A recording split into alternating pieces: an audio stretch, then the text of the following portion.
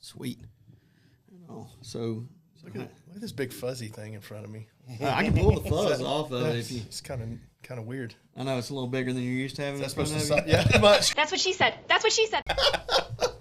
You know what? They always told me they're all the same size. You staring right at them. True. I'm just saying that's what someone. That's what I heard. Told me. I don't know if they're always telling me that, but that's what I heard. Oh God! Thank God I'm not a woman. There is a Southern revival awakening in our great nation. We are here to highlight the makers, creators, chefs, and communities revitalizing the traditions of Southern food, local cuisine, and craftsmanship. Welcome to the South in Your Mouth podcast. That's good. So, hey, everybody. Welcome to South in Your Mouth podcast. I'm Kevin with 441 South. Cameron with Southern Singe Hot Sauce. And tonight we have our good friend Jr. Jr Cochran, yep. So I'm a man of many hats. That's right. So local legend. Yeah. Infamous, if you will. Yep. Where can they normally find you, JR? So right now I'm on the road a lot with Califino Tequila. So I'm brand manager for the state of Georgia for a phenomenal tequila. And you can catch me occasionally behind the bar at Downtown Kitchen. Occasionally Okay. Tuesday night. I still fly in for home games. Occasionally down there, and then the rest of the time, man, you can find me in my recliner with a nice glass of tequila or a glass of wine. Not a bad thing. Hey, that's the best place to be, isn't it? Right on. I heard Everything's that. cheaper. Are you doing any more comedy? So I actually got a show coming up this Friday. Little Eddie got a joke to tell. Go ahead. At Reformation Brewery. Okay. So it's a clean, wholesome comedy show. I'm kind of removed myself from some of the more gratuitous vulgarity and the blue comedy, trying to lean in another direction. But we got a great show. It's 3 Christian comics, actually. Josh Harris, Tim Bannister, and Cyrus Steele. And it's 8 o'clock at Reformation in Canton this week. So tickets are available online at Comedy by JR on social media. And then, of course, they'll be available at the door. Man, I love it. Like, the funny thing is like you would never know if a comic was a Christian comic unless they said it. Like a lot of them, like their comedy's just funny. Yeah, right. I mean, look at Sinbad.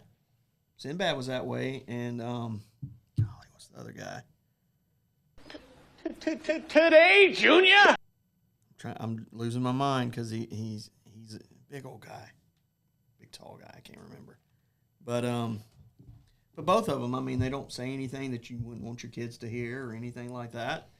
I think Eddie Murphy has kind of switched and gone that way a little bit, too. Yeah, I think Eddie's changed his ways a little bit. It's so easy. So I kind of started doing a little comedy in the early 90s. My friends told me I was funny, and then I realized after actually going on the road with a guy, sleeping literally like you hear on television, sleeping in a chair at a Motel 6 and getting paid $25 to open up for him and drinking that in Bud Light. So basically, I realized I wasn't funny enough to make money. So took a break now, promote the shows, but so much great comedy out there. But these guys specifically are, I've really started leaning into my faith a lot. So where I should be. And, everybody will laugh at, a Putin ding-dong joke, you know what I mean? It's easy to do dirty comedy. Yeah. So to do clean comedy and be really good at it is a lot harder. I love it. And I really like Cyrus. Cyrus has been fantastic. He's performed for me a couple of times, and he brought Josh. Josh was just on the Huckabee show. So, nice. Yeah, so he's really funny and throws a little music into it. I'm not familiar with Tim, but I'm sure it's going to be fun. But yeah, we're looking forward to it. That's awesome. That's unbelievable. Yeah, I would be there because that right there is intriguing to me. But we have church Friday night. We have like Cam knows, I go to Revolution, and we've been doing this Abide series, and everybody's on like this fast. So it's been this whole series at church, and you're fasting. Like I eat once a day right now. Probably should stay that way. And it's hard. It's hard in here to do that every day. But then they're wrapping the series up. They're doing a men's night and a women's night this week. So yeah, I'll be there Friday night. So funny you say fast. I literally at 10 o'clock this morning ended a 36-hour fast. How'd it go? And the first 12 hours was easy.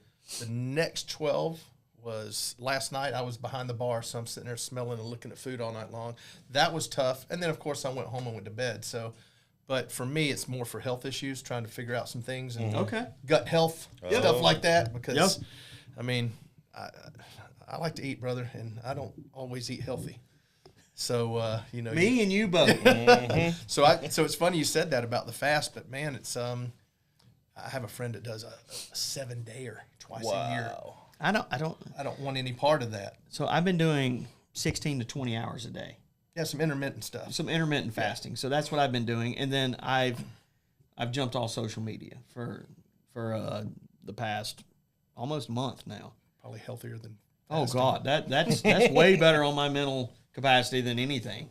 And then you're reading every morning. One thing I found is just being able to sit still and listen. Because as soon as I sit still and listen, everything that I've been pushing down in my brain keeps coming up. I'm shut up, I'm trying to listen. Right? And all, but no, the fast I think has done a lot of good for me. And currently Marty Huggins works out at Curves. But I would like to try doing a longer, like you said, a 36-hour, or I don't know if I could do 7 days. I guess I could if I tried. I don't want a part of that. But he swears that the mental clarity, and after 72 hours typically is where the doctors will tell you really don't go past. You start losing a little muscle tissue, and if you're, depending on how healthy you are, you can you're losing minerals and nutrients and stuff in your body that your body needs to function properly. But his group that he does it with, man, they swear that after 72 hours, those next 3 days, there's no brain fog. There's absolutely nothing in your body really left. Yeah. And you go into a state of what's called autophagy. And autophagy typically happens for most people around 16 to 18 hours. And that's when your body starts to actually eat itself. And when I say that, good cells are depleting bad cells. And that's when your pancreas and your insulin, especially if you're like me, I'm, a little heavy and I've always been insulin resistant. That's when your insulin starts it's kind of a reset, if you will. So, but man, I can't wait for dinner tonight. Every time I come in the kitchen, you in the kitchen. So what's on the menu tonight? Yeah, I don't know. I told my wife, I'm going to try. This is leading me into trying to eat a little more healthy. Okay, very cool. And so, I'm not going on that full carnivore diet at all. Yeah. But I am going to eat more protein and veggies as opposed to, man, you put a bowl of rice or potatoes, mac and cheese, just some bread in general. Yeah, or bread in general. Yeah. So so that's where I'm going with that. That's so awesome, man. Might be steak and potatoes. There you go. But I think like you said, but Native Americans have been doing this for years. Like they go and they sit for days on end. Oh yeah. Don't eat, don't drink. They sweat everything out of their body. And I mean, human beings, we started out, we were hunters and gatherers. Yeah. So you could go days without a meal. Yeah, and if you weren't good at either one, Right. like your mental clarity was spot on. Well, that might have been something to do with that peyote and I've heard about too. Some of them mushrooms out there in the desert. Oh God! Someone told me about that too. Same person told me about that straight on thing. Amen. Well, who knew we were going to get into fasting tonight? No, yeah. You never know. So JR, how long have you been in the hospitality world? I started at about 15 and a half. I remember my mom was taking me to work. I worked at a friend of mine's pizza place. And then full time, I've been in the restaurant business a little over 40 years now. So, or almost 40 years. I just turned 55. So, but I've worked full time in it for the last 25 years, and then I was part time in it, working my way through school, and I worked part time at UPS at the same time, but I never really left. As one of the reasons why I'm still bartending a couple of nights, 2 or 3 nights a month, because it's just hard to walk away. Met so many friends. I've been bartending in Canton for 22. Okay. So, and 17 at the same place now. So I've met a lot of people. You have. And so it's just a cool community out here. It really is. It really is. I don't get over there as much as we used to and all, but it does. Like you walk in downtown Kitchen and it literally feels like Cheers. Yeah. It feels like you've been there. Like you're not going to go in there and not run into somebody that you don't know. You know, you're everybody's there. Everybody's super friendly. You know, but yeah, I get it. And I've had people offer me, hey man, you want to come to work? And I was like, restaurant. That's awesome. And because I used to do that thing 5 nights a week, man, and I could just rock and roll it. And it'd be too deep at the bar and 16 seats and 70 seats out there, and I was the only bartender. There was no service bartender. He's good. He's real good. So I was moving. Yeah. And now over the last 5 years, I feel like that running back who just realizing he lost a step. Well, I've lost a couple. I can work a busy Tuesday night, and I get home, I'm like, what happened to me? I feel like I got hit by a truck. I used to do this 5 nights a week and then go drinking. Yeah. You know? I know exactly what you mean. You remember the days when y'all were staying open a lot later than I was. Oh, yeah. A lot later. Right. So, yeah, it's been the restaurant business is, you know, I always told people it's a love-hate relationship. You know, I mean, when you're in it, but you have to be a specific type of individual, just like being a nurse or a fireman or a police officer, to be able to do it. Yeah. To do it well and to stay committed. It's controlled chaos. It is. It's controlled chaos. 100%. And you know, I would dare to say it's not being from the restaurant industry, I've always been in customer service, but this is a whole different ball game of customer service, hospitality. I mean, it's just different. It's just different. Like you talk about controlled chaos. I think every business is kind of a controlled chaos. This is night and day. Like it's not for everybody. Right. It's not for the weak. No, it's definitely not for the weak. And you know, for us too, as we've gotten older and been in the business a long time, things have changed with the social media. It's so easy for someone to get on and those keyboard warriors get out there and just say something bad as opposed to, you know, my thing was always, why can't you have just brought it up to the person who's running the joint and let us have an opportunity to fix it as opposed to going home and going, and I'm just like, oh. Well, I think social media, Cam and I were just talking about this, is created. Nobody wants to have a face-to-face conversation anymore. It's so much easier not to be confrontational. Yeah. You know, it is. It's a lot easier. But I think you get more respect coming to somebody and saying, hey, man, wasn't the best experience I've ever had here type deal. By all means. Just wanted you to know. Mm-hmm. Like, can't fix it if you don't know about it. That's exactly right. And I've always had way more respect for people. Cam and I were, maybe just wasn't Cam, Mikey and I were talking about it this weekend. Like he said, I would never not give a 5-star review, even if it was the worst meal I ever had. I may give the 5-star, but I'm going to explain in my details, in my comments of, hey, this is what I saw. He says, coming from the hospitality industry, I don't want to do anybody harm. I just want to share with them. He said, if I can't talk to somebody there or something like that, and a lot of times he's like, hey, 5 stars, but just wasn't my style of food. Right. Well, I look at reviews. I don't know about you guys. I look at reviews, but what I do is I go and I'll look at the bad ones. And then I pick out, because being in the business, it's a lot of times it has zero to do with how clean the place is, how good the food was. It was the fact that someone didn't break their back to satisfy someone's unrealistic expectation. That's right. If that makes sense. You know, oh my gosh, we went in and whatever it may be, you know, they just weren't, they didn't have free food for kids or whatever it may be. Just something that really at the end of the day is how can y'all not have French fries? Yeah. Like that Cam laughs because we don't have good, bad, and different. I think it's good on a lot of aspects because somebody has a great experience and they have a huge following on social media. Guess what? The exposure's getting out there more. The exposure is getting out there. But one bad experience and you're done with these days. And but we don't do fries. And and so everybody comes in, they're like, why? So I used to have these stickers that I would hand out and it said F your fries. I love it. And but now I changed it and I just have a little thing up there on my menu. It says the good Lord wouldn't want you to have those fries either. Right on.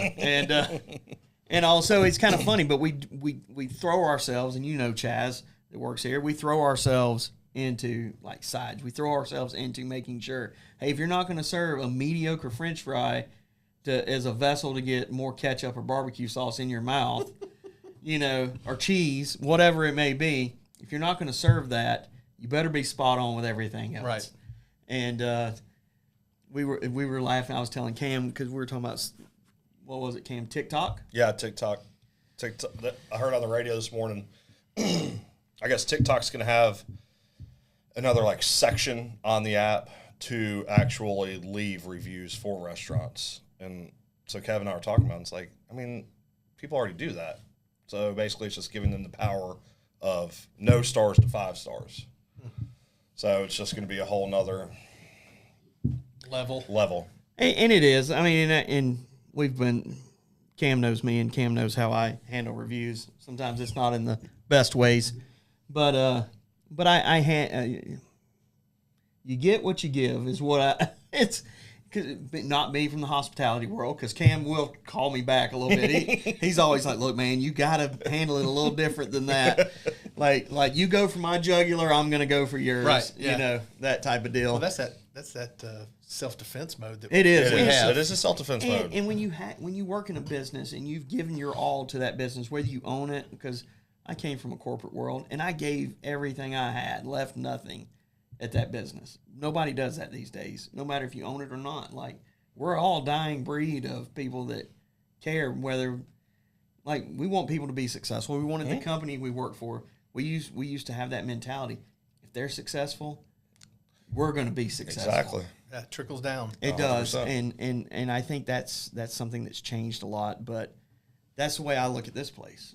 Good, bad, and different. I want it to be successful because it's not just about me; it's about everybody in here. Right. And sometimes I forget that, and I say things that's my opinion, and my opinion could possibly hurt those other people that work here. Right. Their money. Their money, or somebody that Their livelihood. Their livelihood, and so sometimes I have to reel it in. reel it in a little bit. That comes with age too. It does. There's It times does. I would have just exploded on somebody and said, "You don't like it," you know.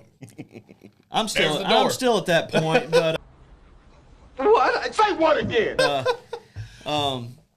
but so we were talking about TikTok and everything, and I said, that's kind of I won't say unfair, because hey, it is what it is. But if I was to make a TikTok video, and I'm going off a real life scenario, I made a TikTok video, Sam and I did, and we were talking about fries being mid. Sam was like, fries are just mid. Like, come in here and get some sides and stuff. Like, we were kind of making fun of the people that come in and stomp their feet because we don't have French fries. This dude in Texas never stepped foot in our restaurant, went on Google and wrote a 1-star review saying that he would never come in here because we make fun of the one food he likes to eat, which is French fries. Well, that guy's got other issues. You think that guy could have been just being a smart ass? I mean, could have been. You know what I mean? Like, But- look at the other side of the coin. Yeah, He could, how many people are out there that literally just love to troll for no freaking reason, that's right. and they get off on that shit. Competitors Do that. give a bad review. Yeah. Just Yep. to keep someone. So, for instance, my buddies that have that place up in Hilton Head, Yeah. so they bought the restaurant from a restaurant group. So when they took over the restaurant, they had to weed out some of the staff. Some of the staff didn't want to be there anymore because of the new ownership, blah, blah, blah, whatever. So the ones who left all went to Google Review and left bad reviews For no reason. for no reason. Yeah. Because they were so loyal to their other employer. You know what I mean? Their old boss. And it's that fine edge. Like, people like you, JR, and like most people would go to that and look at it and be like, You read through them. I think with where you're going, saying that, like, you look for the bad, then you look at the good, and then you find that middle ground because you can weed through the bullshit. yeah, Well, if I'm going to a restaurant, I want. There's a few things I don't want to hear. Obviously, I want to make sure the place is clean. Yes. And if it's constant, I can never get hot food. I'm a hot food guy. Yeah. It just drives me insane. Same. That doesn't always happen. I've been in the business long enough too. Things happen. But if it's whatever, rat infestation, or it's creepy crawlies everywhere. Right. Still at the end of the day, there's going to be a mouse in every restaurant at some point. At some time, There's going to be a roach in every I restaurant. can promise you. A fly in It's every gonna be- smokehouse. I mean, if you get a truck of food in, It's one or the other is gonna Something's come coming in with it. at some Yeah. point or another. But going back to what you're talking about real quick on that review thing is about the customers is, we always grew up learning the customer is always right. Well, you know what? I had a manager tell me, and it was a long time ago, but he kind of bucked the system. He goes, you know what? The customer's not always right, but the customer is still the customer. Exactly. So that, and I was like, okay, I get it, because I know that lady was wrong, because I sat there and asked her and repeated that she ordered a so-and-so and so-and-so, and she said, I did not. but I can't go up to her and go, You're a liar. beep, beep, beep, beep, Yeah. beep, Yeah, beep. exactly. And the other thing is She's also still the customer. when people leave these, shitty reviews and stuff, you don't know what they had gone through earlier in that day. Could have been a bad day. They could have gotten fired. It's And they wanted their hot food and it came out cold. And that was the breaking point. It's the grace, trying to learn how to give grace, to extend grace to other people. Because my wife gets on me all the time driving. I can get fired up.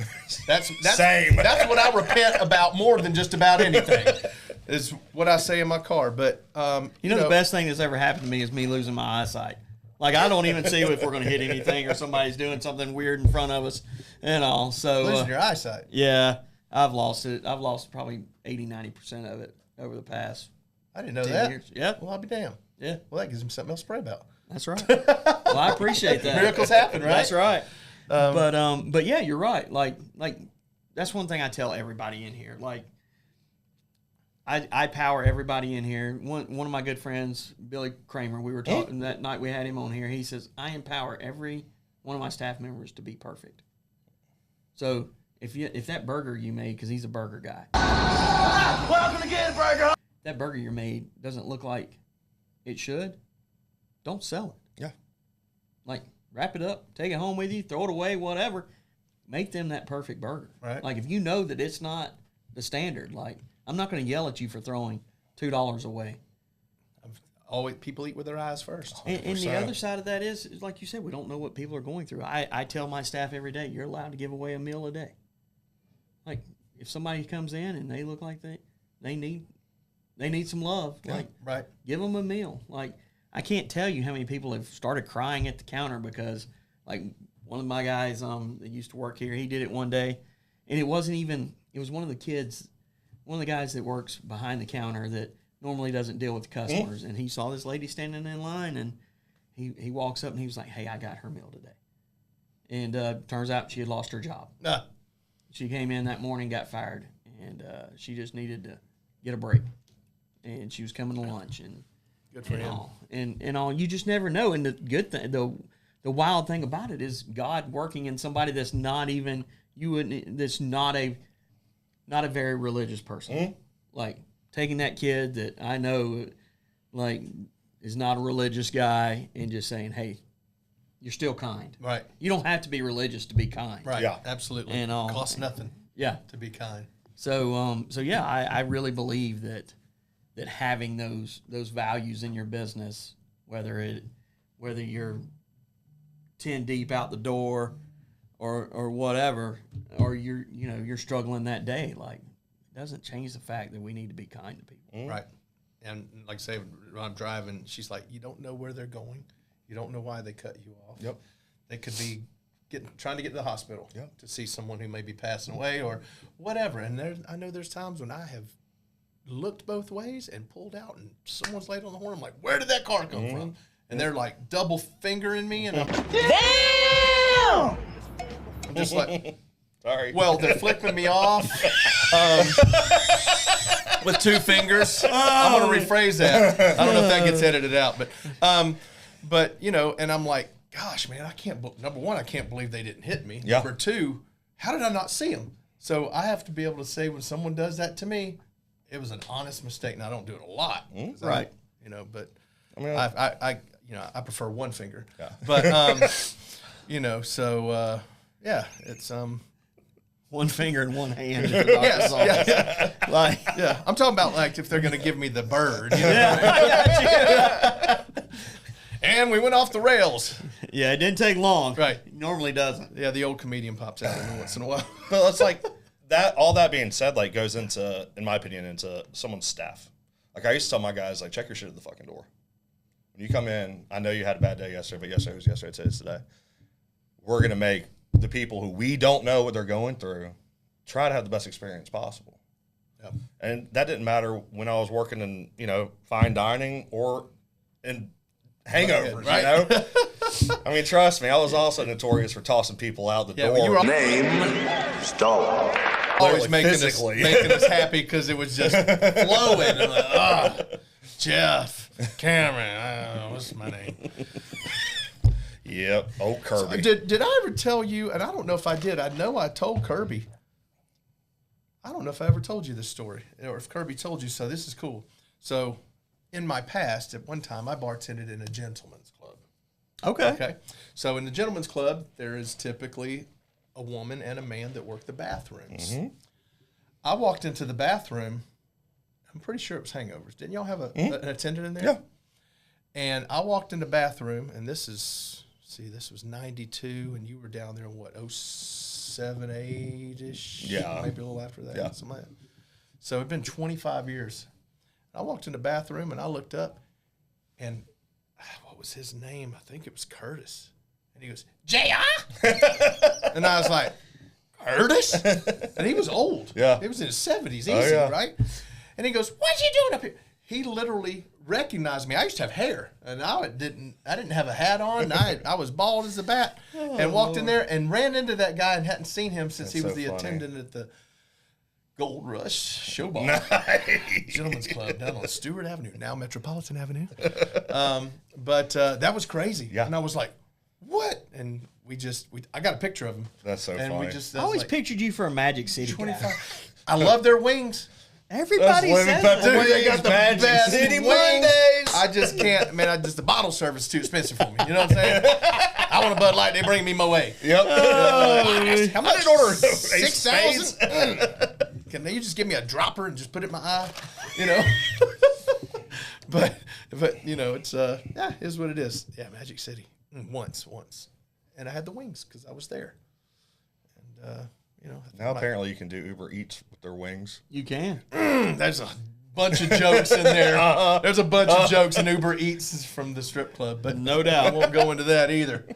Never know who's going to be listening to this. Yep. Pastor John, love you, man. But yeah, so, you know, that was kind of a neat thing. I'm 99% sure it was there, but there was a lot flowing through me, a lot of alcohol in those days, but I'm pretty sure it was at hangovers. Yeah, we had attendants upstairs and downstairs. Oh, yeah, that was there. And, so I grew up in Athens. There was no attendance in the bathroom. None. No matter where you were. I've been in Athens bars and not even had toilet paper. Yep. You know what I mean?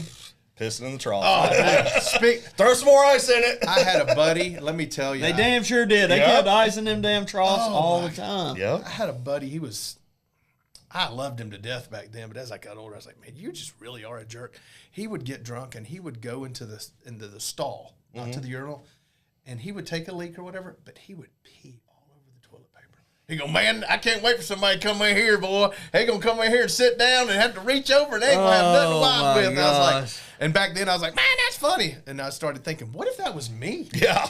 I'm at the bar. I got a girl out here waiting on me. I'm going to stop, drop, and roll because, you know, I just couldn't hold it anymore. And next thing you know, you look over there and that thing's sopping wet with pee all over it. And you're like, oh, man, I've had to rip a waistband off an underwear before. I hope I still have the strength. One sock.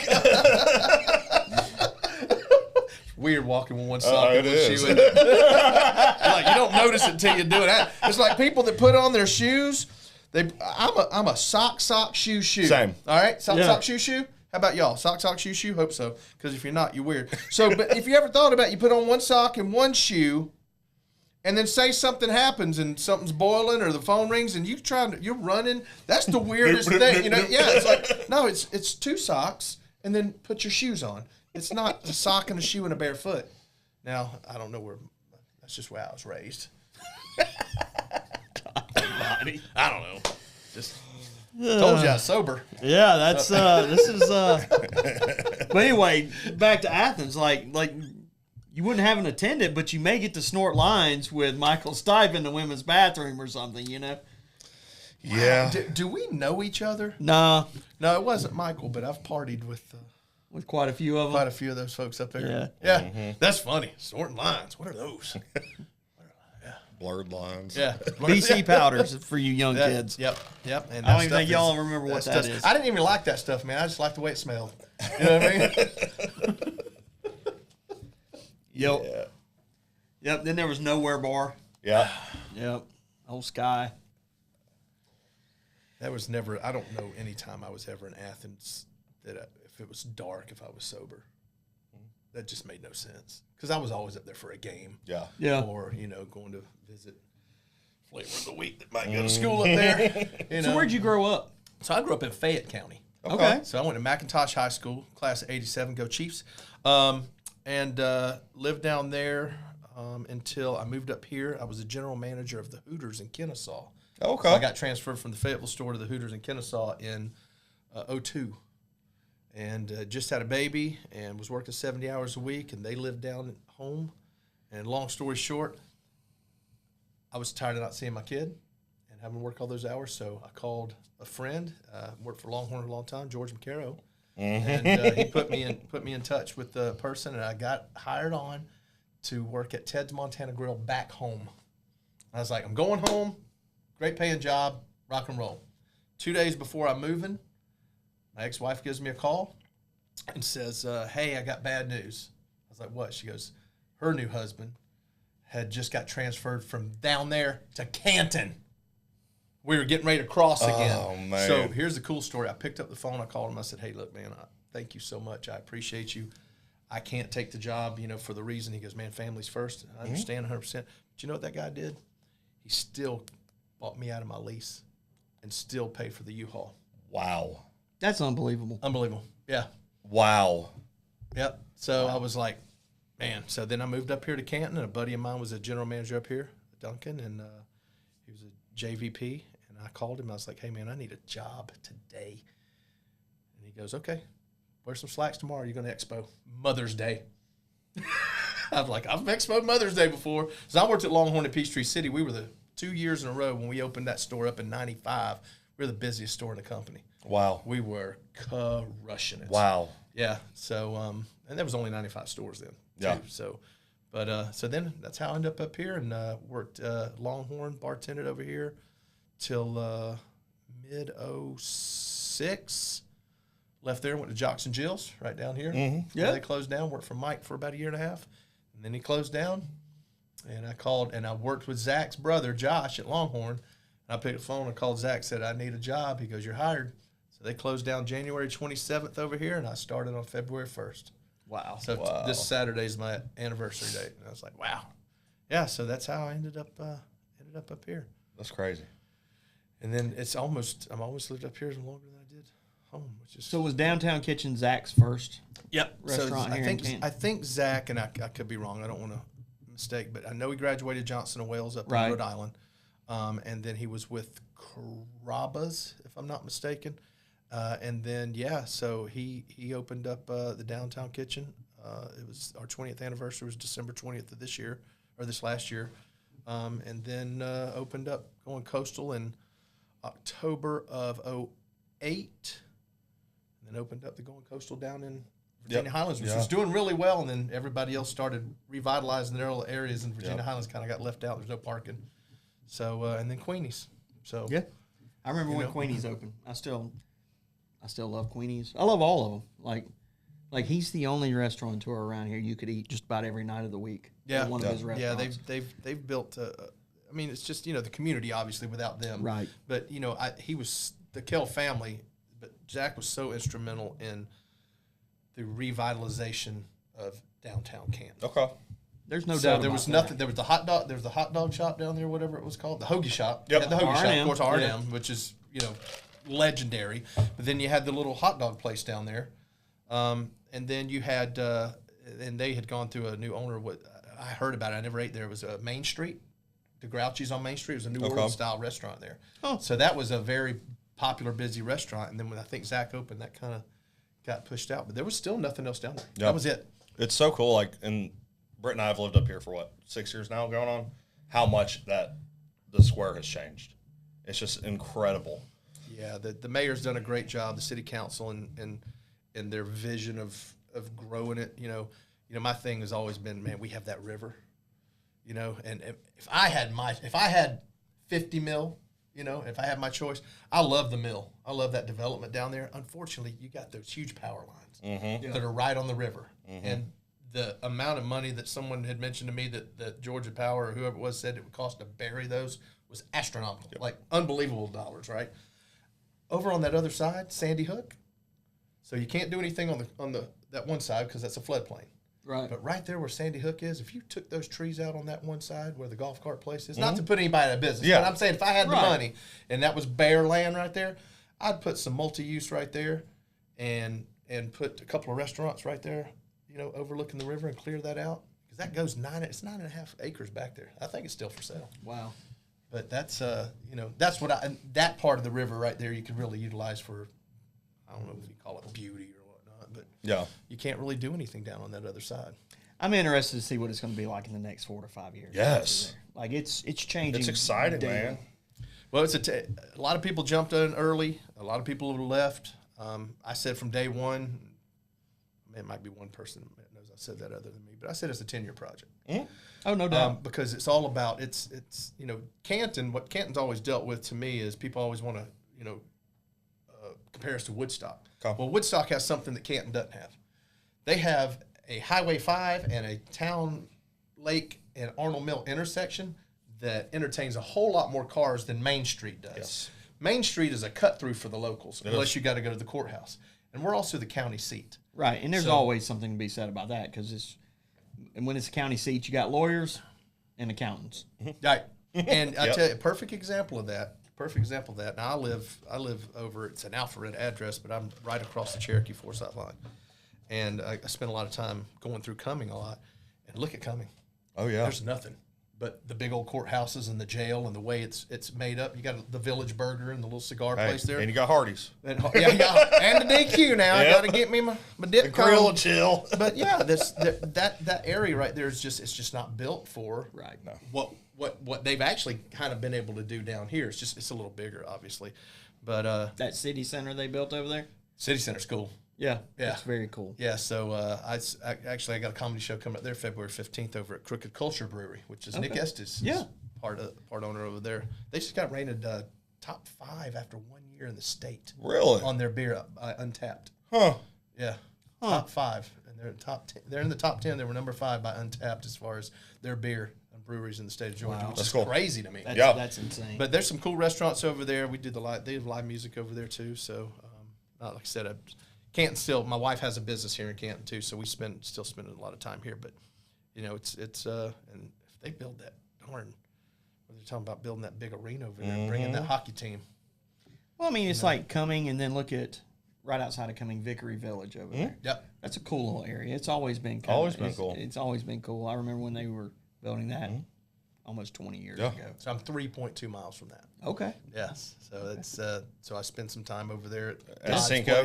Yeah, Cinco. So Sheila over there, I just got off the phone with her before I got here. She's one of our best Calafino supporters. So we'll be doing a tequila dinner over there soon. Very cool. Calafino, but the Vickery and then the Halcyon. Halcyon's awesome. Is neat. And of course Avalon's just blown up. But I like that. I like Halcyon. One thing about me, and I guess maybe because my daughter's 25, it kind of got me is I go to those places, and even some down here, man, just kids. Boys have a penis, girls have a vagina. That's all I'm gonna say. And it's not necessarily obviously. I just had my first grandbaby January 10th, so, but I didn't have it. My daughter did, but it's. I don't know. Maybe I'm just getting old curmudgeonly, but my generation, you didn't stroll far away, from mom and dad, or you got to, jerk a knot in your butt, whatever. But man, I got one on the back, one on that little papoose thing they hold in the front too, in a stroller, and everybody's got a beer, and they don't even know where their 4-year-old is. He's over there in a sandbox playing with some other kid. And I'm like, who's watching these children? I'm sitting there going, I'm like doing the eyes. Stresses you out. Yeah, I'm going. Well, that little kid right there, I've watched him for 15 minutes, and he does not have a parent anywhere, and I'm just going to watch him to make sure nobody runs off with him. Well, like you saying that and mentioning Halcyon, out of all those places, I think Halcyon is the most prevalent because that little green space. And they take that little things and spin them around. Yeah. And kick balls. My wife got hit in the head with a soccer ball. We're sitting out there in one of the little Adirondack chairs, just sipping on some Prosecco with my pinky out, and it's a boink. And she went, and she first thing she did, she looked at me, she goes, "Don't." And I was like, what am I going to do? Kick that 4-year-old's tail? Like, get over here, kid. Get my noogie. Where's your daddy? Then I'm going to get my butt kicked in front of my wife. But yeah, it's just, I don't know. Yeah. I don't know where we went off on that, but all those places are great. Don't get me wrong. But same thing at Vickery. You know, that little Alpharetta that City little Center, green too. out there, you know, so. Same thing with the mill, the little green space Yeah. they got out there. It's not as prevalent, but it is. Don't get me wrong. Let the kids run, play, and That's do all right. those kind of things, but Better than sitting sometimes them it with a damn just leash on 'em. it's encroaching on other folks who may not have or want to be surrounded. And then people go, well, you shouldn't go there. You know there's going to be kids there. I'm like, well, where can I go? Well, the other side of that is Magic City. Magic City. Yeah. Sorry. I mean, if they got their kids in there, I think I like bigger problems. There's kids probably being made there. You're not going to get hit with a soccer ball in there. I can promise you that. They might have a daycare in the back. Probably with a slug. Claremont Lounge. Oh, well, now Hey. Daisy. You know. Anyway, yeah, but I don't know why I just went off on that. But kid thing, back, we back talk to, about that all the time. Back to you never know what somebody's going through. Right. You never know when you go out somewhere. You never know what that person sitting next to you is going Exactly. through. Like when you bring your hellacious little kids. Like the funniest thing is I have twins. I have Twins? 22-year-old twins. We can take them anywhere to go out to eat, and they would behave. They would sit. They would play. They would do anything as long as they would sit there and be quiet. You know, while we ate, and people were always like, kids are so well behaved. Now I have a 12-year-old. When he was a kid, like it was almost to the point where we couldn't go out as a family. I'll stay at home. I'll stay at home with him because he ain't gonna make it. You know? Well, I mean, like I say, it's if it's just, I'll just use this one example. I was sitting behind the bar one time at Downtown Kitchen, and people made a 14-seat reservation. Okay, so that server's going, yeah, this is awesome. It was a Friday night.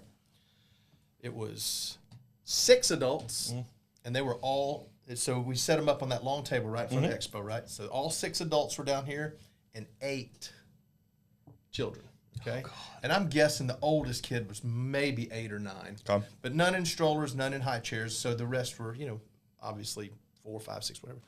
And I sat there and watched those parents literally pay zero attention. They had the little coloring thing and all that stuff they could color with, but then they started taking each individual sugar packet and tearing it. And this is before they even gotten food or anything, and just pouring it all over tables, and they're taking their hands and they're rubbing it around, Making those and all lines that. again. And I'm just sitting here, making those lines again, starting early. But I was like, future UGA grads.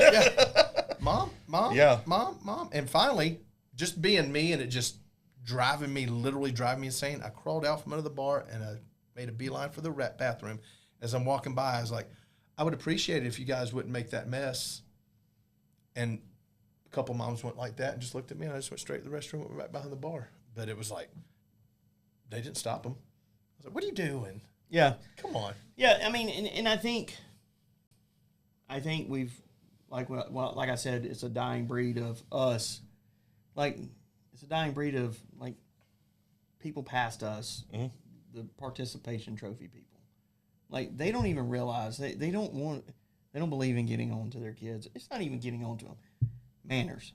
Right. Like you can tell somebody that has manners and has taught their kids manners and stuff. But then they're so consumed with other things. Well, back to social media. Yeah. Like well, look at what we watched as a kid. Leave It to Beaver. What you talking about, Willis? Happy Dukes Days, of Hazzard. all those things. Yeah. You didn't hear anybody smarting off to a parent.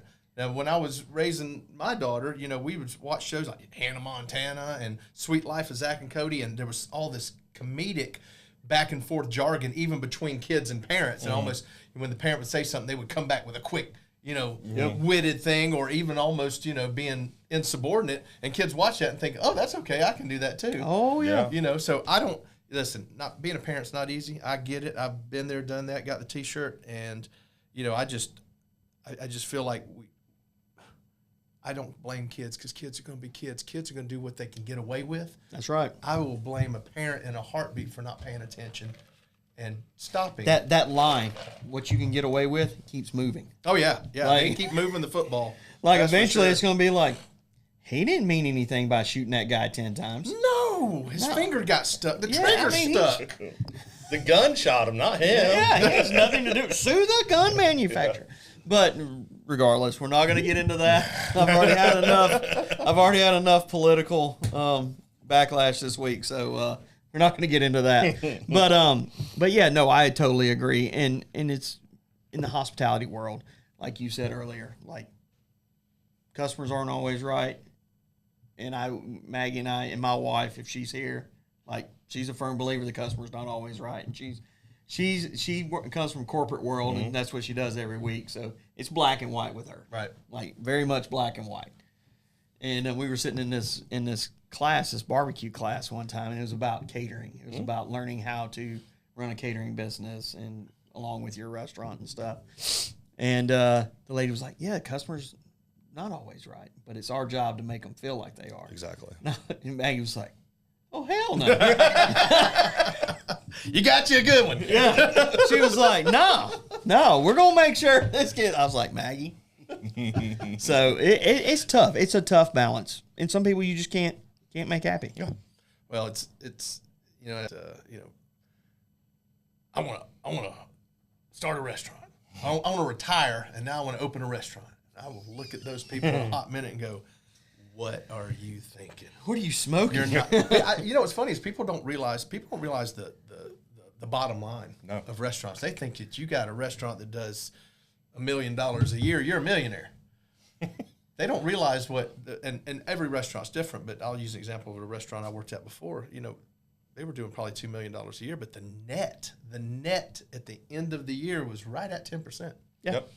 So it's the only business that you kill yourself for hundreds of hours for a net of 10%. Like an auto mechanic, like they may only make $500,000-$600,000 a year gross, but they're netting 30 or 40% of that. Right. Or even if they netted 15, like it's way better than yeah. But that's what people think. Now, if you got right. multiple units and you're doing 10% of $2 million on 10 units, well, hey, then now you're a millionaire. Yeah. You know what I mean? Yep. Exactly. But it's not it's not easy. It's not for the people don't realize, I don't think, what they're jumping into, what all it goes into. Because and I'm glad I'm part of it. I think that part of school should be. Remember, we had I had home ec 100% when I was younger. They taught me how to wash clothes, iron. I said I think there needs to be a 2-week course on waiting tables. Yeah. Yeah. Just seeing, because the way people will treat people, because number one, sometimes they feel like they're beneath them. The pretentious folks who are like, oh, you know what I mean? And because, you're waiting table.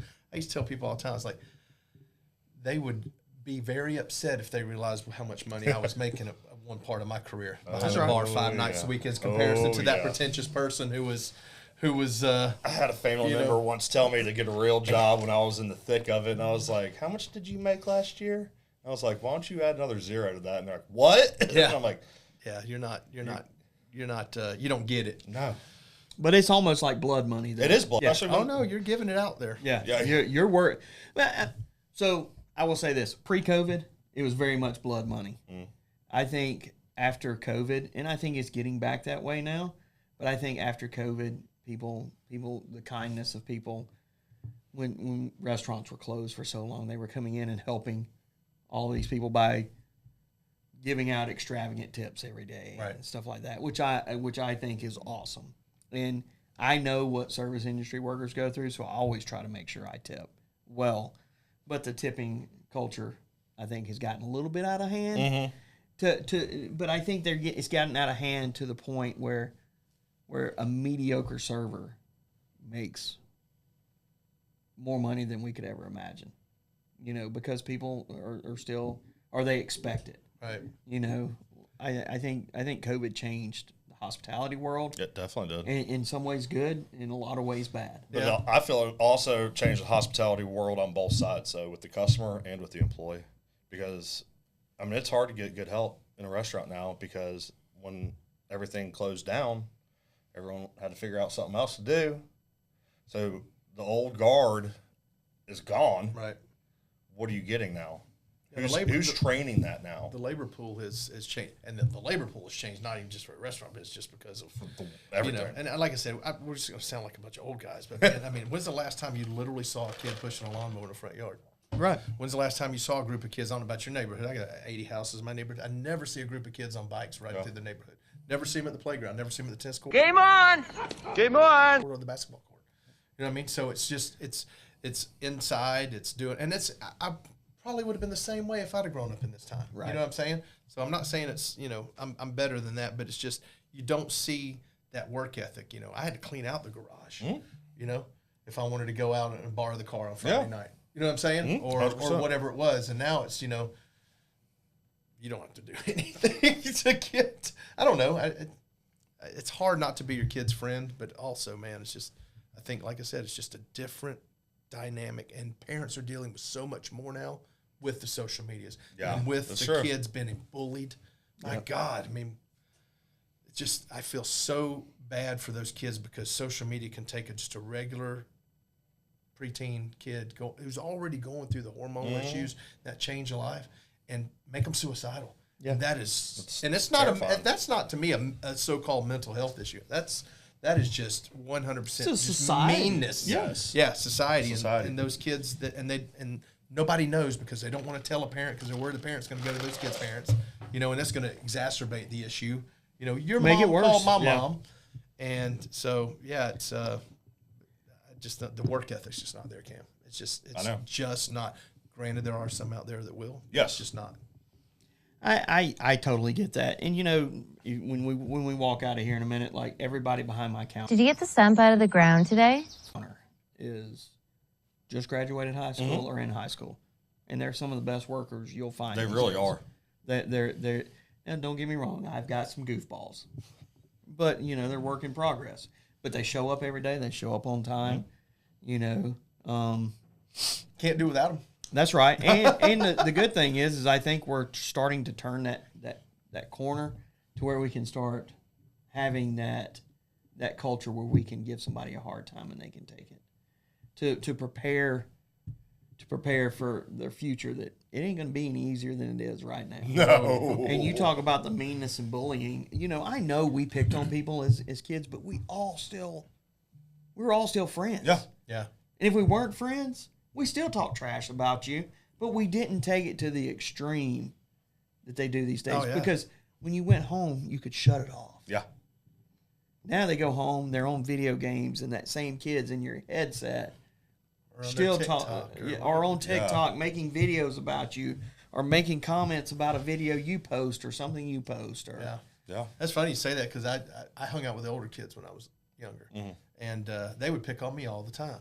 But you let somebody they didn't know me pick on me, they were going to be right there like, that's mine to bully. You don't mess with him. Yeah, that's right. You're not going to pick on my buddy. I'm going to do that. And it made me, I think, it toughened me up a little bit. Not to say, they weren't doing super mean stuff. Right. If I got, we're playing tackle the man with the ball and I fell next to a pile of poo one time, and the guy who tackled me just decided he wanted to put it in my eye. I was like, oh, okay. That's great. It's normal, right? So then I had stink eye. So. Yeah. Or pink eye on top of that. Yeah. But no, I think and then I also think that hospitality world is also deemed as the land of misfit toys sometimes. 100%. Especially kitchen. Yes. Oh, it's night and day. Front of house, back of house. Yeah. And it's just, you can take, it's like that movie Waiting. That was one of the best movies. It is a awesome movie. Literally took 8 characters, and each one of those, we could have changed the name and put them in any restaurant of that size. 100%. Take and that kind of was modeled after your Applebee's, Chili's, right. Style place or whatever. But literally every one of those, and the kitchen guy is always trying to hook up with the girl out front. Hey, you want a side of fries? You ain't gonna get it here, 'cause we don't serve fries. F your fries. but you know what I'm saying? It was always the one that was on the cusp of management, and the one that was always mad, and the guy that was, the server, the GQ server that's just nailing everything that moved, and then the creepy manager that was trying to hook up with the hostess. I mean, it was like everywhere. But we don't do anything to your food if you send it. No, that was one thing that people used to, I was like, that's not. He's going to spit in my food. Really a thing. No. I mean, if I saw somebody do that, and I was working in the kitchen, and I don't care what the person said about it, I was like, dude, what are you doing? Yeah, I would have taken them out back. Yeah, you're not gonna spit on food in front of me and go let another human being eat it. I don't care if they did say it was dog crap. Yep. You know what I mean? But that was funny. But it's back to like Anthony Bourdain. Anthony Bourdain is the Pied Piper, even though God rest his soul, is the Pied Piper of the kitchen staff. Yeah. Like his books are amazing. There's an Instagram page. It's called Cleaver and Blade. I don't know if any of y'all follow it, but Vlad that runs it, like it is probably one of the best pages out there because it's chef driven. It talks about everything, and he sells shirts, and it's like Saint Anthony and all of these. Like he has Guy Fieri, he has Mike Tyson, he has all these people that all the kitchen staff look up to. And like he has T-shirts made with them. He has candles made with them. That's awesome. And he sells all of it. And it's really cool. It's really, really What's cool. What's it called? Cleaver and Blade. Okay. Yeah. Check it out. Yep. Yeah. So and he's in New Orleans, so he's always posting some wild stuff. But Very it's cool. Yeah, I've read some of Anthony Bourdain stuff, and it's for me. I don't believe he was a believer. Yeah. But at the same time, if you're not a believer, that guy's outlook on life is probably the outlook you'd want to completely follow. Mm-hmm. And some of his lessons that he taught just about the restaurant business, yes. You know what I'm saying? But, we can't do it on our own. We're not capable of doing those things. It's all given to us by somebody else. But some of the things I'd read some of this and I go, man, that is so introspective or so spot on, especially from the restaurant side. I totally agree because and just in life in general because I loved his show. Yeah, I did too. Phenomenal. I did too. I still watch it. Yeah, I watch it all the time. But it's not just like kitchen and everything. It's everybody. Like you don't have to be a believer, like in not being philosophical or whatever. But there's a lot of good people out here that have never been believers. Right? They didn't grow up that way. Are we going to see them in heaven? I would like to think so. I would like to think that God is going to see the good that these people are doing around here. Like there's a lot of good people that aren't believers and stuff, and Anthony's one of those. Right. Yeah, I'd like for him to cook for me. Exactly. Yeah. Crazy. I haven't even thought about that guy in a while. I only thought about it because I watched a video the other day of it and stuff, and there's a lot of good stuff out there these days. Like Pat Martin that runs Martin's Barbecue. That show's awesome. Like he just came out with a show. It's on Outdoor Channel. I can tell you're an Outdoor Channel kind of guy, but but it's called Life of Fire, and Cam turned me on to it, and he's going around, and basically what it is he's like, hey, there's traditions in cooking, mainly barbecue, mainly live fire, but there's traditions that are dying because small businesses are dying. People aren't supporting small businesses like they used to. Yeah. I think a lot of it's out of convenience. I think a lot of it's out of cost. 100% cost. Yeah. I think there's going to be some traditions in the next 20 years that they're going to go to the wayside that we're going to wish we had back. Yeah, whereas it should be some of the other things. I mean, some of the things that we're eating. Yeah. We're just eating in mass. And, it's always easier to eat out of expediency and out of cost. I mean, I always thought it was sad when you go to the store and you want something that's 100%, not even USDA organic, which isn't really organic, but 100% organic costs you double. Yeah, if not triple. Now granted, I know why, because those people out there, they're tilling those fields and planting those and making sure that those are being, fertilized with something that's not going to make you, all those things, it costs more, and they're not selling tons of it, on a daily to the big companies. But man, it's funny how we've realized that red dye number whatever after all these years is an endocrine disruptor for children, and now they finally go, okay, we're gonna pull it out of the food now that we've got you guys all whacked out. So I got to find this video, and did either one of y'all watch this channel called Huckberry? Mm-mm. So Huckberry, he does all these cool videos, and he did one here in Atlanta and Georgia, like not long ago. And part of it is he did it. One of the farms that we buy we buy our cornmeal, we buy our grits from them, and we also buy pork from them. So if I do a whole hog here, it comes from them. If I get an order in probably once every couple of weeks from them for ground pork. Creekstone? No, it's from Riverview Farms. Riverview, yep. Yeah, so I get my pork in from them. Not butts like I cook in here. I'd love to. I would love to serve that every day. Cost-wise? Can't do it. Can't do it. No. The thing is like back to those hellion-ass kids, I mean, their parents don't appreciate supporting a local business because they don't know the difference between, okay, this Duroc pork that was range-fed and all this other stuff, and then this commodity pork over here where it grew up with 50,000 of its closest brothers and sisters, you know. But I'll have to find, I'll find the video because he starts in Atlanta at this restaurant that's in a gas station, beside a gas station, and they're serving this lamb burger, and it's a guy from New York, moved down here, phenomenal burger. Well, then they leave there and they go to this butcher shop that grinds the lamb for them. And then something about the butcher shop leads to this farm where they raise sunflower oil. They make sunflower oil because everybody, the new perspective these days is seed oils are bad for you. And don't get me wrong, I think a lot of them are. But when it's not processed the way it is in a manufacturing, like they squeeze it out there and it's all pure and all, and they're talking about how healthy it is. And they leave there and they go down to like Savannah and Tybee Island and they cook and hang out and they're getting other things down there. Then they come back up and they're at Banner Butter. So the it just progresses along. And the end of the video is everywhere they went, they brought something. Nice. And at the end of the video, they're making a feast with everybody that the farms or the restaurants. That's really cool. And all that other stuff. And so he goes to Banner Butter and gets butter. Well, the whey from the butter goes to Riverview Farm. Charlotte from Riverview comes and gets the whey, and that's what she feeds her hawk. Full circle. Incredible. That's kind of neat. That's really cool. It's super full circle of what goes on in Georgia. And like I know cost is a huge thing. I mean, cost is a huge thing for restaurant owners, anybody in business, and hey, for just that family that's trying to feed those 8 kids that annoy the hell out of JR at Halcyon. Yeah. Get them a Domino's and leave me alone. But seeing that full circle of what it would take to just support each other in a community. Because, you know, last night we saw the post from Choke Barbecue that Saturday's their last day.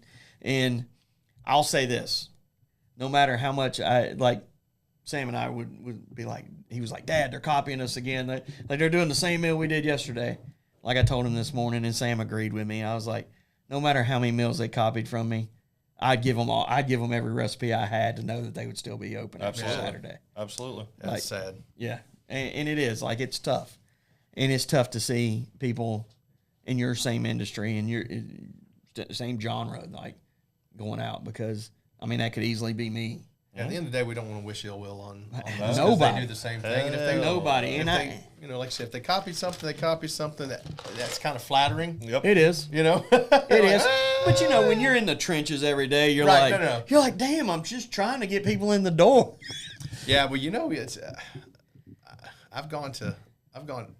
me and my wife, we eat out a lot. So we're kind of foodies. And I like to think I'm not a bougie foodie, but I go to a lot of places and I see, like, where was it? We were last month has the same exact place. I'm like, I wonder if they ever go online. Yeah. You know, and look and go, oh. No, it won't. You know. And the thing is, it could be somebody right next door to us. It's not going to affect us. And no matter how much I try to copy somebody else's recipe, it's still my recipe because it's never going to be the same. Right. Never going to be the same. And that's something like my son's 22, so Cam knows. He flies off the handle real easy. Like, he gets in his feels. You know what I mean? And he's got a baby on the way. Ben. Carlos. So he's extra in his feels lately. Yeah. God bless him. Yeah. So, but you know, it's cool to start seeing it click with him that, hey, not everybody is out, has ill intentions. Like, it is a flattery thing, you know, and all, because these days, like I said, I would give him everything I had that I could help him with to know he stayed open another day. Going back before I forget, talking about that seed oil and stuff. So I've been reading a lot about that too. And what is the cost difference on the people that are switching to tallow? Is it that expensive to use tallow? It is it's expensive. You can order it. I think Wilkes is actually cooking theirs down now. Yeah, they sell it by the quart. They sell it by the quarts and pints now. But in a restaurant, it's just too expensive to use that amount. It is. Because like I just saw some big chain just went, is it Checkers? Someone just announced they're going to Tallow for their fries. And I was like, that's a lot of money. How much are the fries going to be? I don't know. Tallow fries is a genius idea. Didn't McDonald's used to fry theirs in tallow? Like when they first started? I don't know. But Flip Burger used to. Yeah. Oh, what's his name's joint? Yeah. Did he just fold all those up? Yeah, they're all closed now. Flip Burger, that's right. Yeah, Flip Burger used to. All theirs were beef fat. I don't know what it was, and I'm sure it was fake smoke. It was liquid smoke, but their smoked mayo was probably one of my favorite condiments ever. And I've tried to, I'm the idiot that's out there trying to actually smoke it. Yeah. Never go for a retard. And you just told some people. Yeah. Well, it's all I went to a place for this last October in Portland, Maine, on our vacation, called Duck Fat.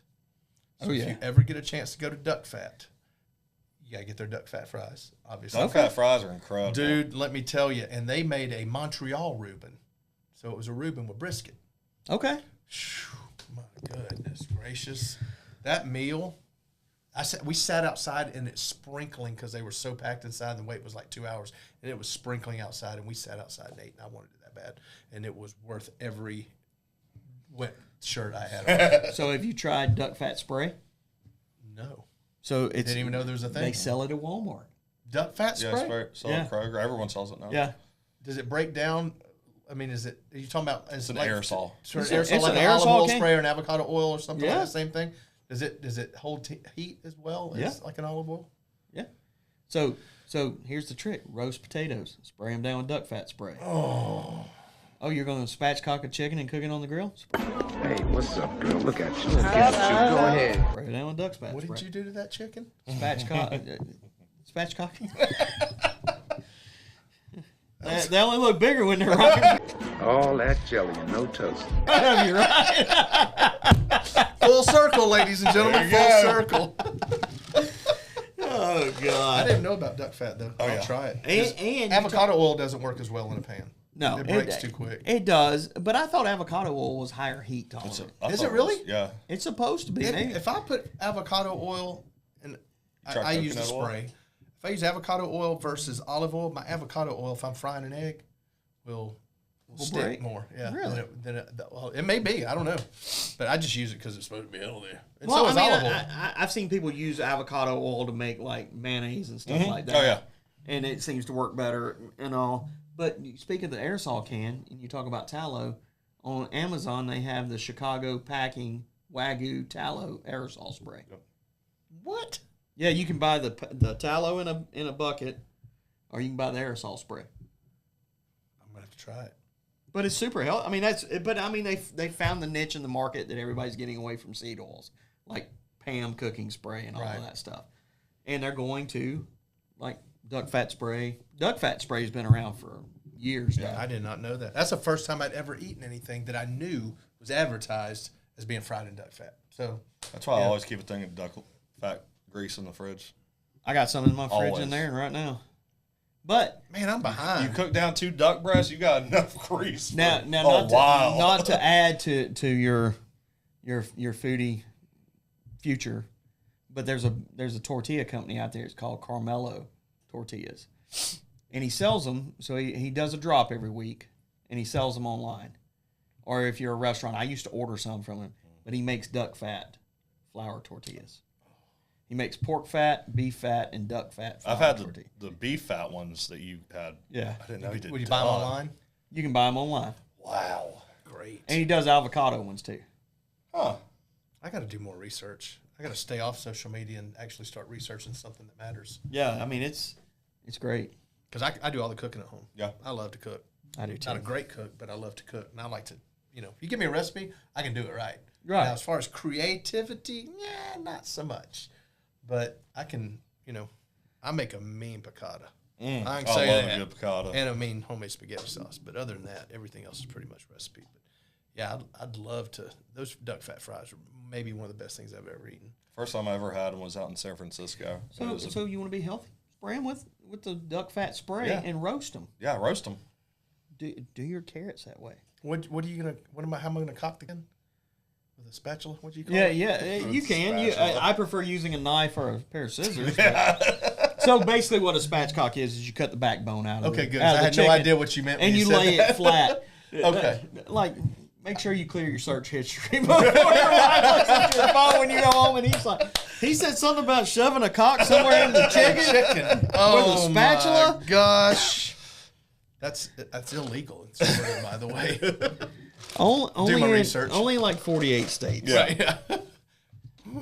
Too funny. But I watched a video last night, and it was Al Carbone spatchcock chicken. And they rubbed it down like they took guajillos and some arbols, and they made a paste to marinate it, and they marinated it overnight, and they cooked it like indirect. So he's cooking it over here, had his coals over here, but then when it got done, like he just put it over there and just. I can smell it. Like I could smell it through the phone. I was like, I need think I this. just did. Oh, that might have been me. But that is probably one of my favorite. Like chicken, I did them in that class this past weekend. Brined them for 24 hours, and then we cooked them. I cooked them direct. So we had those ceramic grills that they brought us. They forgot to bring us the indirect plates. So I just cooked them direct, and we just kept flipping them. Yeah.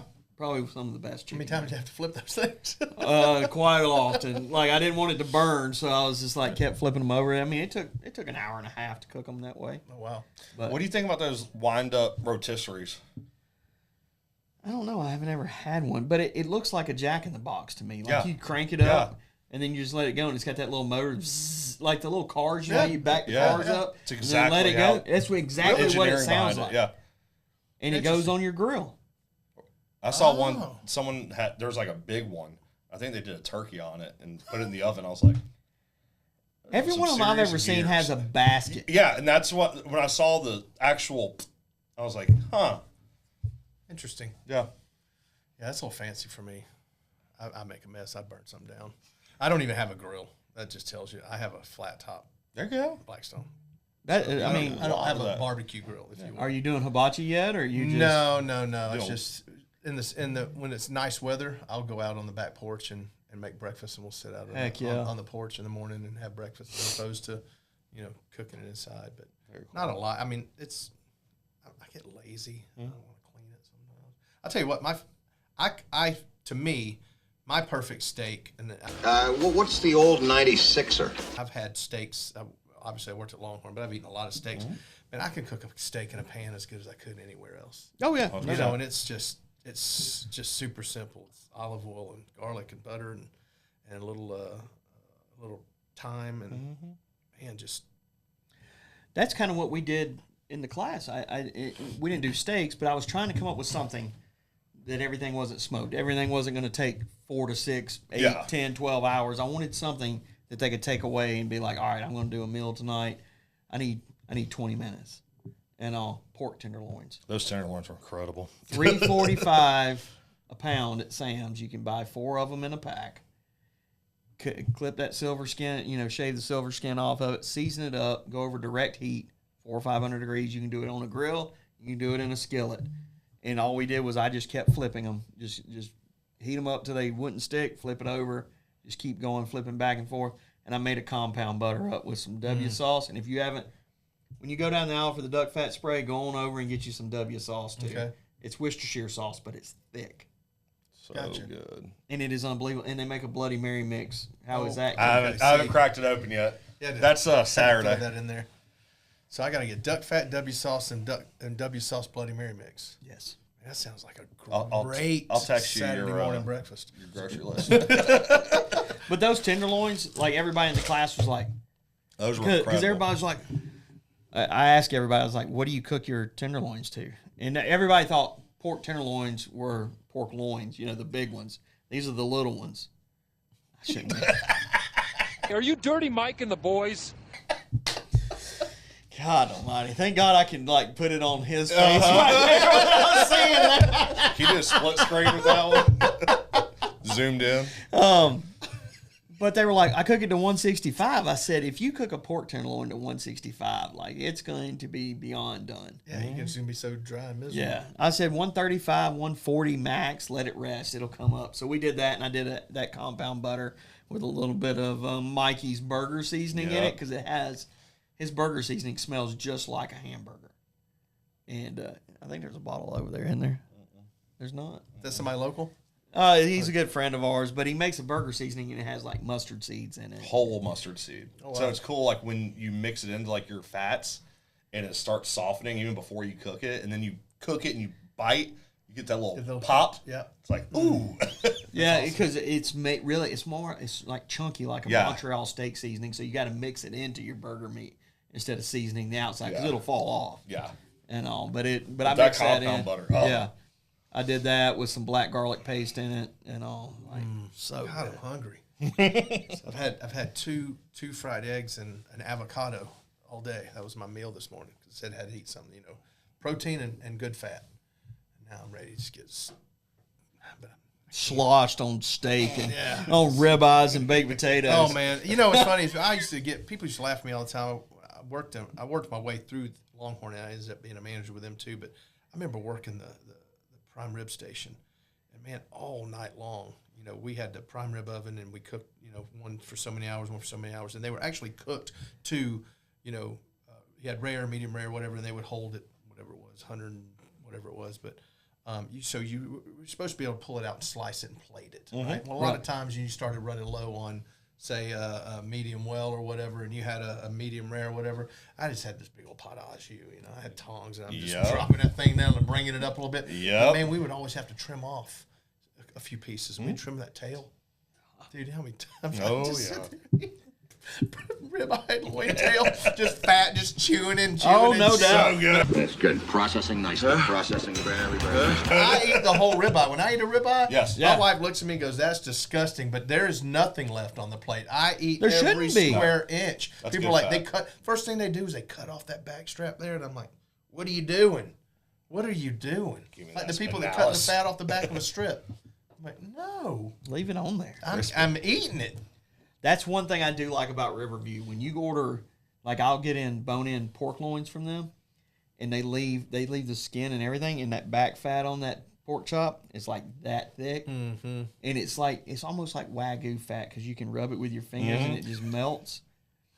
So I'll leave that on there. Like if we ever do pork chops here, we do them from time to time, and we so I get them cut thin on there, and I brine them, and then I just smoke them, and then we sear them to finish and all. And they're so good, but that fat on there, like that's the best bite on the whole pork chop. Absolutely. And all, and but it's unbelievable. Like it's on. I mean, the pork ribeyes at Downtown Kitchen are really good too. Yeah, like, they do a good job. That's they get those in. Those are really good. Yeah, those are really really good. And those pig, we call them pig wings. You ever had those? Oh yeah, the hocks. Oh man, those things are so good. Yeah, it's the shank, I guess, is what it is. Yeah. But we ended up. I think we really don't do them much anymore because we were losing money because people just ordered them as a meal because they were so big. Instead of it being an appetizer, we're full. We're just gonna get a salad. Yeah. Like, that fillet. But those shanks are always good. Like we did them here for a while. We would smoke them and braise them, and put them over grits, and all. And that was a good meal. There's something about a good grit. Oh yeah, that's a fact. I'm hurting right now. I'm so look. We call him in here, and all right. And JR's like, yeah, we're gonna go in and talk about food, and I'm gonna go on a 36-hour fast right before then. Well, it's funny. I tell the story all the time. I think it was right after you opened.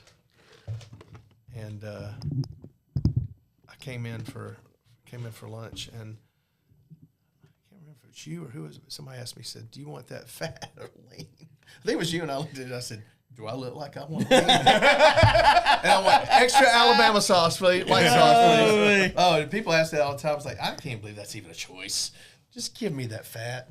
Well, it is because people will they get ill about it. I don't know. Like, and that ain't a new thing. I mean, even when I was working at Smoke Jack way back in the day, like, how much fat's on that brisket before it comes out? I was like, enough. Yeah. But I mean, I'll eat lean too. Don't get me wrong. Yeah. But I mean, if you cook a good lean, like it should taste like a fatty side of brisket. 100%. And it's tough to do. To be consistent, not too dry. That's right. And like if you overcook them, they're going to get a little dry. But a lot of times, chef tricks or keep a thing of hot tallow up there. Yeah, just paint it right quick. Nobody knows the difference. Right on. So what's not that we do that here. Tequila world. Well, let's see. We had a great year last year. Awesome. Georgia continues to grow. We're number 2 in the market, in our number 2 market outside of home base, which is Southern California. We're running into what everybody's running into these days. It's starting to get saturated. Mm-hmm. It's kind of like the bourbon business did several years ago.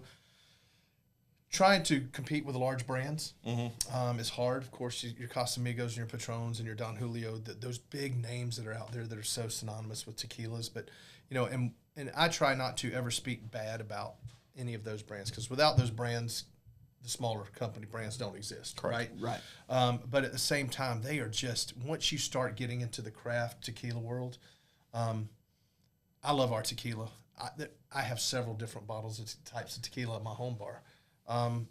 Because there's so many, and ours has a specific flavor profile, and I might want something else. But the Califino brand and the story behind that is what's cool. It's still family owned. It's the patriarch of the family, Don Luna's recipe. His son makes it. His grandson now runs our tequileria down in Mexico. Jose, of course, Luna lives here in Canton. Mm-hmm. That's how it kind of we got together here. His nephew or his grandson, Miguel Luna, is the CEO of the company. Very so cool. It is still, and when I was up in Carlsbad here recently back in November and went to the office, and literally our warehouse, it's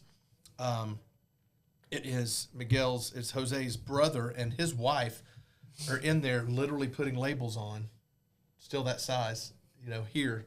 It's bottled. It's still got, they actually go through and inspect each individual bottle and put the one sticker on the back.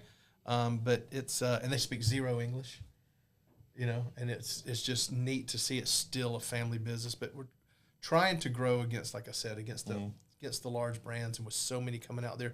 Tequila in 2023 surpassed agave spirits. What I mean, mezcals and tequilas and sotos. They passed bourbon and whiskey as the number 2 selling spirit in the United States. I believe it. And that is retail and on premise. Well, so what's the number one? Vodka. I don't drink vodka. I guess vodka would always be it because you can drink it at work. Well, if vodka, we won't get the numbers yet for 2024. Probably be about another month. But if vodka stayed as flat as it did in 2023, and tequila, agave spirits continued to grow as it did, then and just because of the name Tito's, it's the number 1 selling spirit in the United States, and 4 of the top 10 selling spirits in the United States are vodkas. So it's hard to not appreciate what they've done. But for us, I try to get out and see people, and going back to being in the business as long as I have, it helped because knowing as many people in Cherokee County as I did, Jose knew. Someone said you need to go talk to JR, and I'm your huckleberry. Tooting my horn, but it helped me, and plus getting down in the Woodstock area, bartenders I still know that bartend in Atlanta, it was easy for me to get placements. Yeah. I was like, hey man, do me a solid. You're gonna love the tequila. It really is that good, and being 100% additive free, the country of Mexico allows you to have a certain percentage of additives, and still be called additive free because they know to the bottom line what these large companies, put to the bottom line, especially their gross domestic product. So, they have an opportunity to make it still say additive free, but you can tell a difference, and when they aren't. And like I said, I'll never say a bad word about, because our palates are our palates. There's people out there that love PBR. Mm-hmm. There's people out there that love the $10 draft beer. Some people like the $5.99 vodka, and some people like the $45.99 vodka. So to each his own. But if you get out and you start tasting it, and you really will find out that there's some really quality spirits out there. So when you get into craft tequila, one, I don't drink, so I don't know the difference. So I'm assuming it doesn't have a worm in it. No, that was a mezcal. So it's funny because that was called a Monte Alban was the big one back in the day. And that was a mezcal. So all tequilas are mezcals, but mezcals are not tequilas. So when I say that, mezcal is anything made with agave. Okay. So when you're making tequila, it has to come from 5 specific states. Jalisco being in the center, and the 4 surrounding ones that I can't pronounce. So it's somewhere around 37, 38 different varieties of agave, whereas mezcal can be made with anything. Tequila is made typically baked in a stone oven, whereas a lot of times mezcal is baked in an earthen pit. But that worm, I remember back in the days, like, man, you drink that and eat that worm, you're going to hallucinate. Man, it wasn't because you ate that worm. It's because you drank the whole damn bottle. Mezcal. Yep. Then what are you thinking? Guilty. But tequila got such a bad rap, and it's a real story. When tequila started to flourish in the United States, when they were making this stuff in Mexico, they were not sending their top of the line stuff here because they knew what we were going to do with it. We were going to convolute it with sour mix and all those things, and we're just going to shoot it. Yep. You know, so, and I always used to tell the story. I was like, when I'm out doing tastings, especially in retail stores, I have people our age and older that are going, nope, not for me. I swore that off 40 years ago. And I'm like, I get it, man. Listen. I get it. But it was always the same thing. So we had this same routine in my hometown. Friday night, get home from work, take a bath, go to it was El Ranchero was the name of the Mexican restaurant. They had these bird bath. We call them the bird bath margarita, right? 48 ounces meant for like 3 people, right? So me and my buddies, we'd drink one of those. Then we'd get in our vehicle, and one of us was driving, 20 minutes to the local bar club that we used to hang out at. And then we'd get in there, and there'd be some dancing. There'd be several Bud Lights going down like water after football practice. Then someone would say, I don't know, the word shot. So then you're doing some shots, and then you leave there, and you either go to Crystal or you go to Waffle House. So then, not counting the food you ate, that savory meal you had at the Mexican restaurant, all those chips and that big fat burrito, then you wake up the next day, and you feel like you got hit by a truck. What's the... What about mine? Dude, what does mine say? Sweet! What about mine? Dude, what does mine say? Sweet! What about mine? Dude, what does mine say? One thing you blamed, tequila. Tequila. It had nothing to do with the 12 Bud Lights. So how do you drink? When you drink tequila, I'm assuming it's a sipping tequila. It's not a... So you can sip any of the tequilas. So what you have is you typically have what's called 4 expressions of tequila. So you have a Blanco or a Silver. So a Blanco tequila means it's unaged. Or it can be aged up to 3 months, but it's aged in stainless steel. Okay. If it's aged at all. Ours is completely unaged. Comes out of the tank through a filter into the bottle. Okay. So once it's over 3 months, 3 to 12 months is called reposado, which means rested. Okay, so we age ours in old Jack Daniel's barrels that we source from Jack Daniel's itself because they have such a structured barrel program, as good as anybody's. They only use them one time, so it gives us the flavor profile and the consistency we're looking for. And then once it's over 12 months, the official designation for tequila is called an añejo, which means aged. And that can be aged up to 3 years. And then you have anything after 3 years called an extra añejo. So it kind of really is like a bourbon. Absolutely. Yes. Absolutely. It's just made, whereas bourbon is made with, barley, wheat, rye, or corn, or whiskeys, it's made with agave. Okay. And the thing about it is what's different about it is, and you can ask doctors, it's proven that if you're going to drink a spirit, if you're going to drink one and only one, no alcohol ever is good for you. It just does our body no good. But a true additive-free Blanco tequila is just because the only natural residual sugars from that agave, they say it has some probiotic properties to it, and you can drink a good bit of it. You might not sleep great because you're dehydrated, but you won't wake up like you had half a bottle of Jägermeister. I promise you, because of the lack of all that sugar and all that stuff in it. But yeah, so you can, typically people with the Blanco tequila, they're making a drink with it, sipping. If it's a good one, you can sip on it.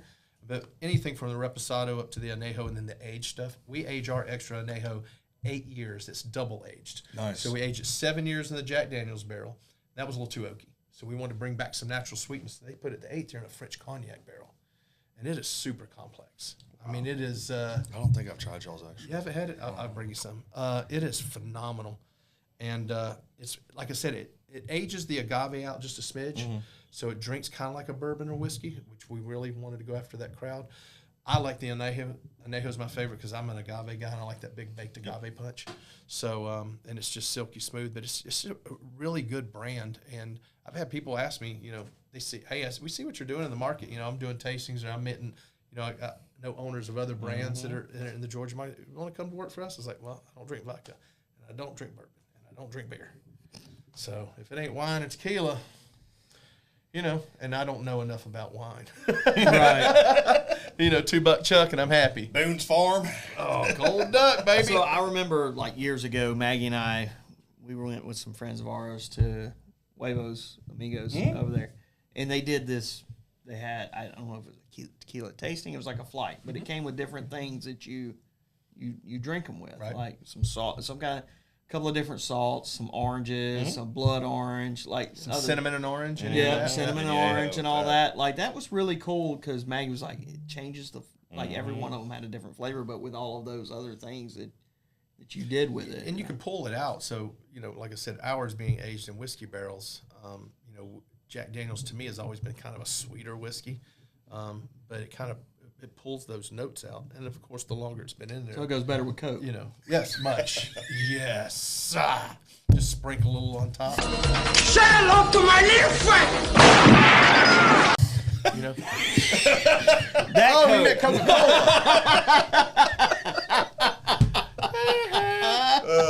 Don't try this at home. I am a trained idiot. Oh, God. But no, it's the brand is doing well. We're right now just had our 2025 strategic planning meeting, and hopefully I'm going to get some help soon here because I'm trying to assist the Nashville market, which is tough. The pay to play up there is ridiculous. Oh, yeah.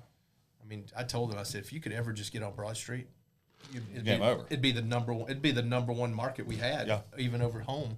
But the pay to play to get into those big 4-story clubs and what some of these brands are basically giving away the brand just to have people drink it, it's ridiculous. Yeah. When there's brands out there, for example, if you buy 4-liter or 6-pack liter bottles, you get 4 liters for free. Yep. That's huge money. Oh, yeah. You know, we're not in that position. So anybody that sells briskets, if you're looking for a pay-to-play person, I'm accepting applications. But no, it's good. How many restaurants, bars are you in? Oh, in the Georgia market. I'm guessing. Last time I looked, we're at about.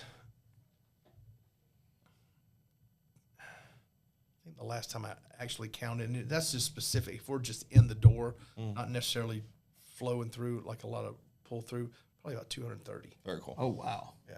Very cool. That's awesome. So yeah, it's and what's funny is we are so different than the California market.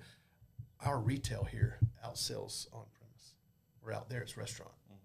We sell the brakes off of it in stores here, in package stores. And we also, a couple of months at the end of last year, Blanco equates for 70% of our total sales as far as the expression go. I had 2 months where I sold more Reposado in Georgia than we did than Blanco, which they're out there going, what are you doing out there? I'm like, I'm getting in front of the right people. Exactly. Because there's a niche group of folks who love Reposados. Yeah, that's usually all I'll drink. At home, all the bottles I have is nothing but Repos. Yeah, I love them. Yeah, but I do enjoy a good añejo or an extra añejo, and I mean, the Blanco for me, that's what I'm making a cocktail with. Right, and that's what typically most people do, or shooting it. Yep. So I know nothing about all of that. I would go in and just ask for whatever. So you go in and ask for, next time you go in, ask for just like a Reposado, and next time I go to a restaurant, I'm going to ask for a spaded cock chicken.